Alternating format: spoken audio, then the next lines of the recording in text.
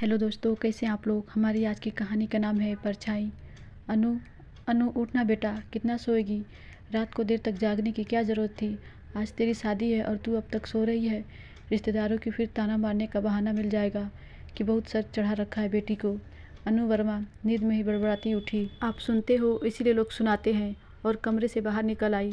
शादी वाला घर और औरतें गुट बनाकर खुशफुसाहट बुराइयां ना करे, ये कैसे मुमकिन हो सकता है।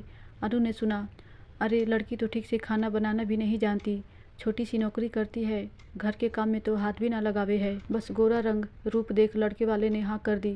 इससे पहले कि अनु कुछ बोले, माँ उसे वहाँ से खींच कर ले गई। क्या गलत बोला तेरी चाची ने जो तिलमिला रही है। देख अनु, तेरे ससुराल वालों को हमने बता दिया था कि हमने तुझसे कभी घर का काम नहीं करवाया, सिर्फ पढ़ाई और पढ़ाई, और ये भी कि तू शादी के बाद वहाँ भी नौकरी करेगी। हाँ, धीरे धीरे अच्छा खाना बनाना ज़रूर सीख लेगी। तो तू भी प्लीज़ थोड़ा समझ, थोड़ा सुनना, एडजस्ट करना भी सीखना होगा। और माँ की नम आंखें देख वो माँ से गले लग गई। हाँ मेरी माँ, आप जो कहे सही है। सर आँखों पे। अनु ने शादी के लिए हाँ भी तो माँ पापा की वजह से किया था। ये अलग बात है कि उसे भी मानव अच्छा लगा था, पर वो इतनी जल्दी शादी नहीं करना चाहती थी। अभी 6 महीने ही तो हुए थे नौकरी करते, और 1 महीने के अंदर ही शादी। पर इतना अच्छा घर बार देख माँ के जोर देने पर हाँ कर दी। अनु और मानव की शादी खूब अच्छे से हो गई और अनु को नौकरी भी मिल गई।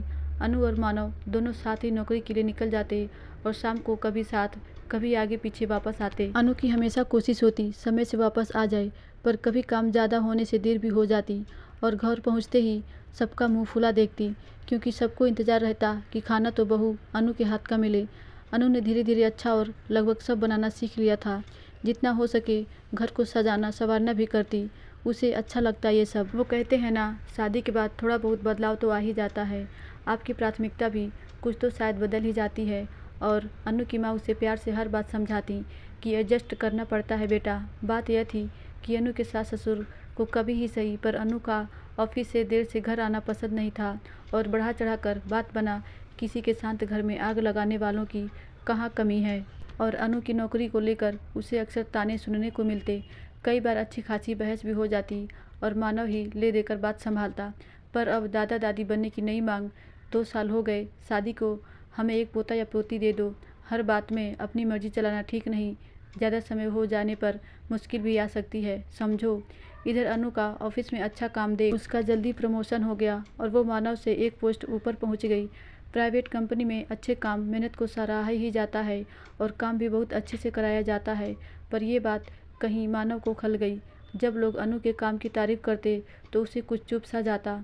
कुछ लोगों ने तो बात भी बना दी, नहीं है इतनी जल्दी कैसे प्रमोशन मिल गया। बस एक प्रमोशन ने अनु की ज़िंदगी में खलबली मचा दी और मानव ने अनु से कह भी दिया नौकरी छोड़ दो। अब तो कभी कभी मानव भी उसे 2 बातें सुना देता। मानव में आए बदलाव से अनु परेशान थी। उसने तो सिर्फ सुना था कुछ घर वाले बहू बीवी को आगे निकलते नहीं देख सकते थे, पर ये तो इधर अनु ने सबको मनचाही खुशखबरी दे ही दी। लेकिन मानव भी अब अनु की नौकरी से खुश नहीं था।